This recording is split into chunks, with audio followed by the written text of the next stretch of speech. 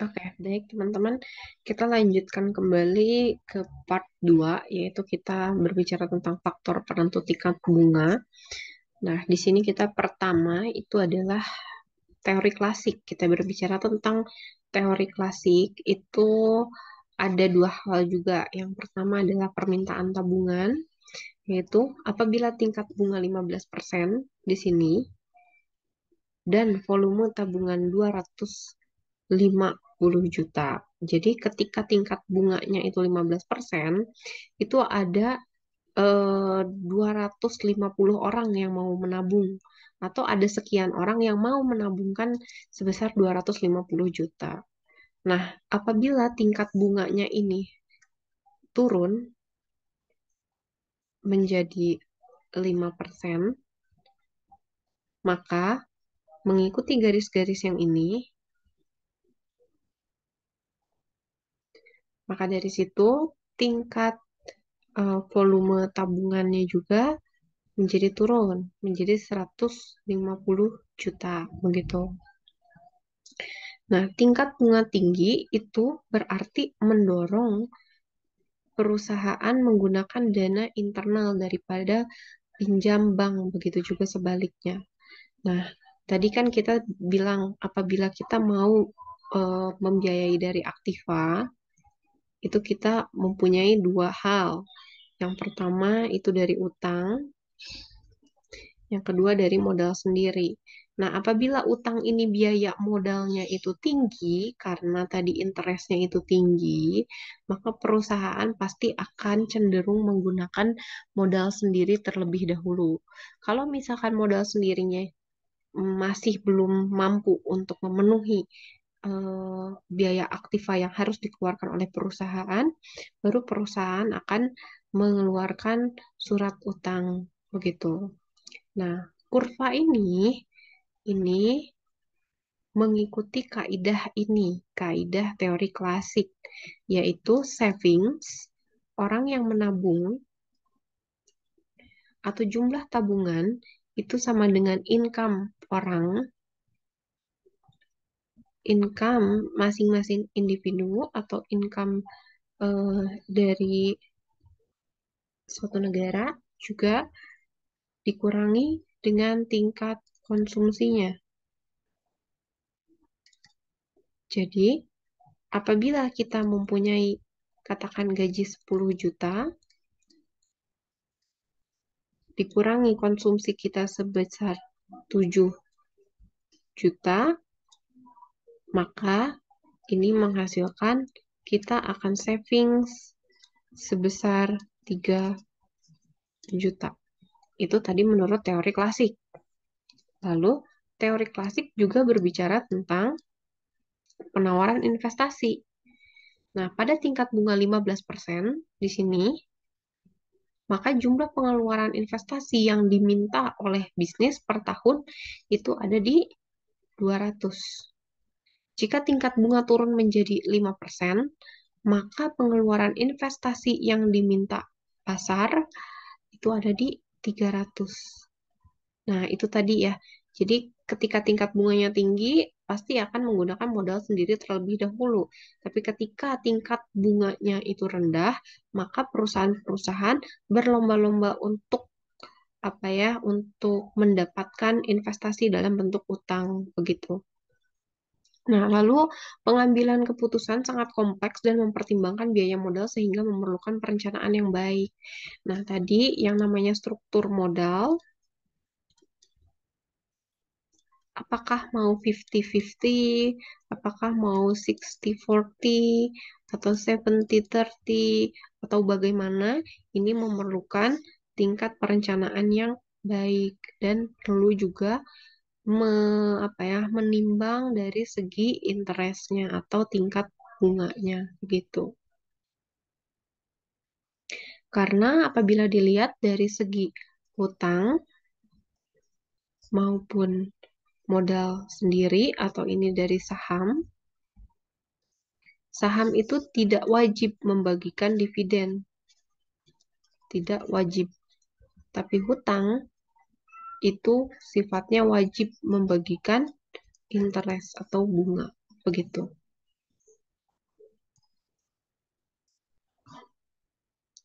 Nah, kelemahannya apa? Kelemahannya pada teori klasik ini hanya berkonsentrasi kepada tabungan dan investasi tanpa memperhatikan pendapatan yang menentukan besarnya tabungan. Jadi, yang namanya pendapatan di sini ini selalu ada di garis ini. Padahal tabungan itu tidak identik dengan investasi. Ya, pasti ya. Yang namanya nabung itu tidak berarti investasi. Nabung mau nabung aja gitu, tanpa memperhatikan kita mau untung atau rugi. Karena kita istilahnya hanya mau menyimpan dana kita gitu. Walaupun pada akhirnya kalau kita nabung di bank kita juga akan mendapatkan bunga tabungan. Namun jumlahnya sangat kecil, berbeda dengan bunga investasi. Kalau kita memang betul-betul mau berinvestasi, mungkin kita akan lebih memilih kepada deposito begitu. Lalu yang ketiga itu lebih cenderung menekankan bisnis sebagai peminjam pokok dalam pasar. Padahal peminjam dalam pasar itu bukan selalu bisnis, tapi bisa juga orang tuh orang atau kreditur tuh debitur. Maka dari itu sebetulnya kreditur dan debitur ini ditengahi oleh pihak bank. Waduh, waduh. Sorry, kepencet. Tadi sampai di sini ya. Jadi dari pihak bank.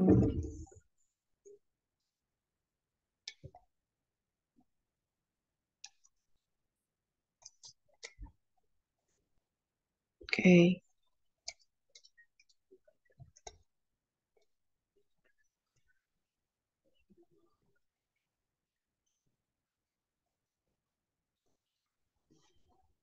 Nah, yang kedua itu juga setelah tadi adanya teori klasik, ada yang dinamakan teori preferensi likuiditas atau teori apa ya, preferensi likuiditas tingkat bunga gitu ya.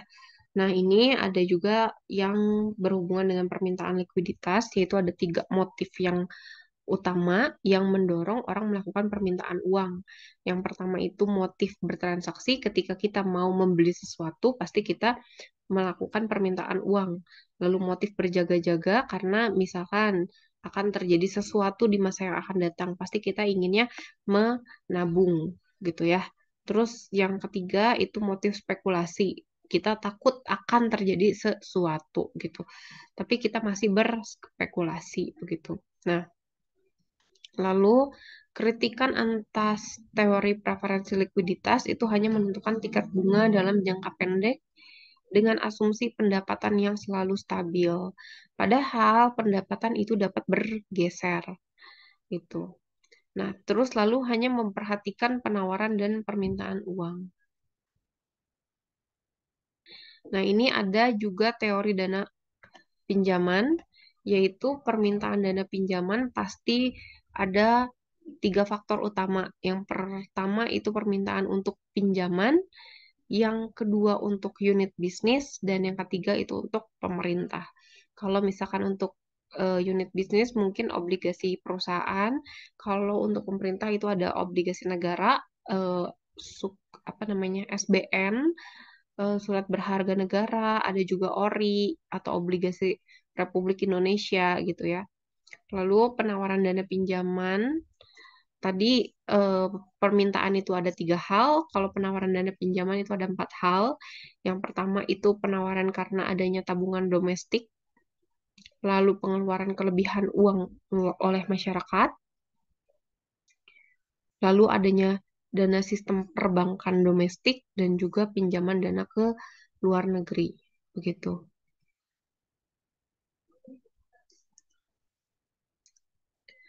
Nah, tingkat bunga dan harga sekuritas itu kriteria investasinya yaitu adalah investor mempertimbangkan nilai uang sekarang dengan nilai inflasi yang akan datang. Kriterianya ada dua. Yang pertama itu payback periodnya, berapa lama sih si pinjaman kita akan dikembalikan. Lalu ada juga net present value atau suatu metode yang digunakan untuk membandingkan perbedaan aliran kas masuk investasi dengan tingkat diskonto tertentu. Jadi nanti net present value itu sama seperti yang present value kemarin. Jadi kalau ditarik ke sekarang, itu hasilnya akan berapa gitu. Lalu alasan investor melakukan investasi di pasar modal adalah tingkat keuntungan yang diharapkan pasti ya. Kenapa meminjemin uang? Yaitu pasti karena kita pengen dapat lebihnya, dapat bunganya. Lalu di sisi lain, debitur memberikan imbalan tingkat bunga tertentu sebagai daya tarik kepada kreditur. Kenapa sih perusahaan ingin mengeluarkan dana mereka? Sorry, apa ya? Nge-share gitu. Saya butuh dana gitu. Kenapa mereka nggak pakai dananya sendiri? Karena yang pertama mereka kekurangan modal, yang kedua juga itu mereka mempunyai motif untuk membagikan resiko dari suatu proyek tertentu begitu. Lalu macam-macam cara perhitungan bunga itu adalah coupon rate, lalu metode bunga sederhana dan juga ada add-on rate of interest. Ini yang dua lagi kita akan bahasnya nanti. Sekarang kita akan bahas berfokus kepada yang tiga dulu. Yang pertama adalah bunga kupon. Contoh soalnya seperti ini. Jadi obligasi dengan kupon 10% tertera pada halaman depan, artinya bahwa debitur menyanggupi membayar kreditor atau investor dengan bunga 10%. Misalkan nominal sekuritas 1 juta, maka jumlah yang dibayarkan adalah sebagai berikut. Jadi tingkat bunga kuponnya itu adalah 10% dikalikan dengan nominalnya langsung, maka bunga yang dibayarkan adalah 100.000. Nah, apabila yang ditanyakannya itu adalah berapa jumlah yang harus dibayarkan,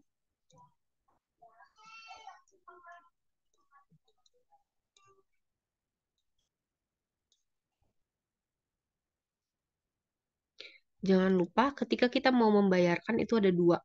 Yang pertama itu pokoknya, dan yang keduanya adalah bunganya. Pokoknya berapa? Pokoknya itu adalah 1 juta. Atau kita tulis aja deh. Lalu bunganya itu adalah 100.000. Maka yang perlu kita bayarkan itu adalah 1.100.000. Begini. Jadi beda ya. Ketika yang ditanyakannya bunga yang harus dibayarkan, itu adalah jawabannya 100.000. Tapi berapa ya jumlah yang harus dibayarkan, itu jangan lupa harus ditambahkan pokoknya. Gitu. Lalu yang kedua, metode ini digunakan, metode bunga sederhana digunakan sebagai beban debitur untuk membayar bunga pinjaman. Cara menghitungnya adalah pokok pinjaman dikalikan dengan tingkat bunga dikalikan dengan T. Jadi yang namanya tingkat bunga ini terkadang itu dinotasikan sebagai I atau R ya, gitu. Nah, seorang meminjam dana 1 juta untuk 1 tahun dengan tingkat bunga 10%. Berarti jawabannya itu adalah 1 juta dikalikan 10% dikalikan 1 tahun. Berarti jumlahnya adalah 100.000. Maka uang yang harus dikembalikan adalah tadi 1.100.000 gitu. Perbedaannya dengan yang tadi, kalau di sini itu ada yang namanya lama pinjamannya. Kalau yang tadi, gue mau minjem duit nih. Tapi gue balikinnya kapan aja ya. Ntar gue kasih 10% gitu. Nah, kalau misalkan yang ini, saya akan meminjam selama sekian tahun. Setiap tahunnya, saya akan memberikan bunga sebesar 10%. Tapi kebetulan di sini, yang dipinjamnya hanya selama 1 tahun. Begitu bedanya ya.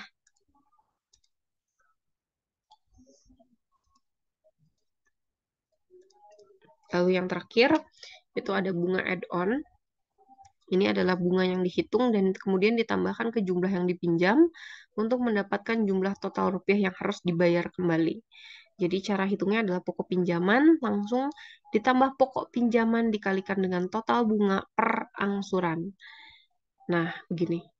Jadi di sini pokoknya adalah 1 juta, maka di sini tulis 1 juta, 1 juta dikalikan dengan bunganya, yaitu 10%. Di sini dia bilang diangsurnya 3 kali dalam 1 tahun. Maka di sininya 3 kali. Maka angsuran setiap periodenya, karena tadi diangsurnya 3 kali, maka berarti diangsurnya sebesar 366.000. Tapi kalau ditanya berapa jumlah yang harus dibayar,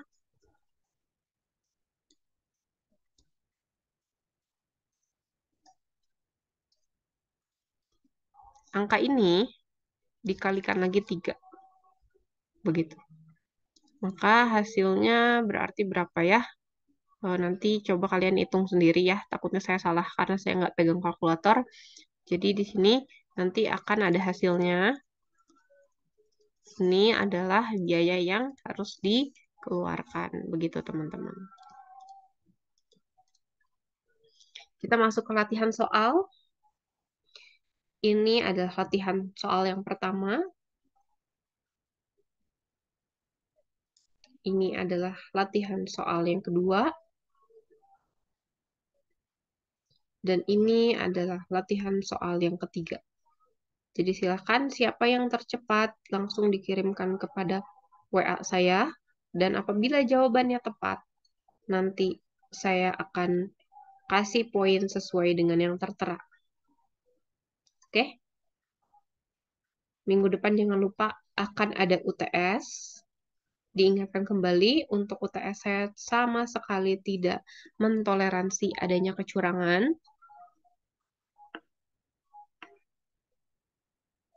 Lalu materi UTS adalah dari sesi pertama hingga sesi ke-7 saat ini.